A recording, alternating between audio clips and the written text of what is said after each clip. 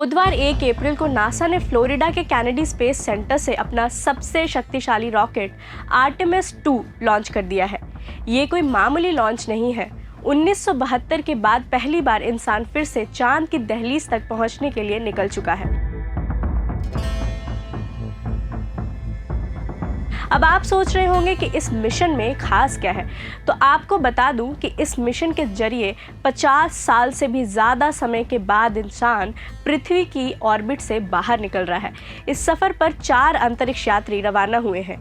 Read Wiseman, Victor Glover, Christina Koch और Canada के Jeremy Hansen. मज़ेदार बात यह है कि जेरेमी हैंसन पहले ऐसे गैर अमेरिकी बन गए हैं जो चांद के इतने करीब जा रहे हैं।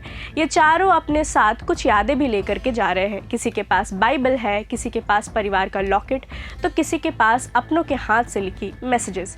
चलिए अब थोड़ा गणित समझते हैं कि ये सफ़र कैसा होगा। देखिए, रॉकेट अभी पृथ्वी की कक्षा में है और गुरुवार तक यहीं चक्कर काटेगा। इसके बाद शुरू होगा असली खेल, जिसे वैज्ञानिक ट्रांसलूनर इंजेक्शन बर्न कहते हैं। आसान भाषा में कहें तो ये वो धक्का है जो अंतरिक्ष यान को सीधे चांद के रास्ते पर डाल देगा। ये सफ़र लगभग 3,92,000 किलोमीटर लंबा है और इसे पूरा करने में 10 दिन लगेंगे। अंतरिक्ष यात्री अगले 25 घंटों तक अपने सारे सिस्टम चेक करेंगे ताकि ये पक्का हो सके कि 10 दिन के सफ़र में कोई दिक्कत ना आए। एक बड़ा सवाल जो सबके मन में है, क्या ये लोग चांद पर उतरेंगे? तो जवाब है नहीं। ये मिशन चांद की सतह पर लैंड नहीं करेगा। दरअसल जिस ओरियन यान में ये लोग बैठे हैं उसे गहरे अंतरिक्ष में सफ़र करने के लिए बनाया गया है, लैंडिंग के लिए नहीं।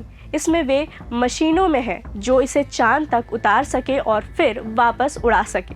लेकिन ये चांद के इतना करीब जाएंगे कि इन्हें चंद्रमा हाथ में पकड़ी हुई एक बास्केटबॉल जैसा बड़ा दिखाई देगा। ये मिशन भविष्य में 2028 तक इंसानों को चांद पर उतारने की एक रिहर्सल है। दोस्तों, ये मिशन इतिहास रचने वाला है। अगर सब कुछ ठीक रहा तो ये अंतरिक्ष यात्री पृथ्वी के करीब 2.5 लाख मील दूर चले जाएंगे।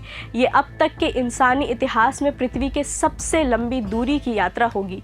ये अपोलो 13 का पुराना रिकॉर्ड भी तोड़ देंगे। साथ ही ये चांद के उस हिस्से यानी कि फार साइड की तस्वीरें लेंगे जिसे हम धरती से नहीं देख पाते। वहाँ के दक्षिणी ध्रुव की तस्वीरें ली जाएंगी ताकि आने वाले सालों में वहाँ इंसान का बेस बनाया जा सके। वैसे इस मिशन को लॉन्च करना इतना आसान नहीं था। मार्च 2026 में ही इसे जाना था, लेकिन हीलियम गैस और बैटरी के तापमान की वजह से इसे टालना पड़ा। फिर फरवरी में भी कुछ तकनीकी खराबियां आई। खर्चे की बात करें तो एक लॉन्च की कीमत करीब 37,400 करोड़ रुपए से भी ज़्यादा है। इसे अमेरिकी सरकार फंड कर रही है और इसमें बोइंग जैसी बड़ी कंपनियों का हाथ है। तो कुल मिलाकर बात यह है कि आर्टेमिस 2 भविष्य के मून मिशन की पहली सीढ़ी है। नासा का प्लान है कि 2028 तक इंसान फिर से चांद पर कदम रखे। फिलहाल ये चारों अंतरिक्ष यात्री 10 दिन बाद प्रशांत महासागर में सुरक्षित लौट आएंगे। हम सब की दुआएं इनके साथ हैं। अंतरिक्ष और विज्ञान की ऐसे ही खबरों के लिए प्रभात खबर के साथ जुड़े रहें। प्रभातखबर.com, विश्वास वही, रफ्तार नहीं।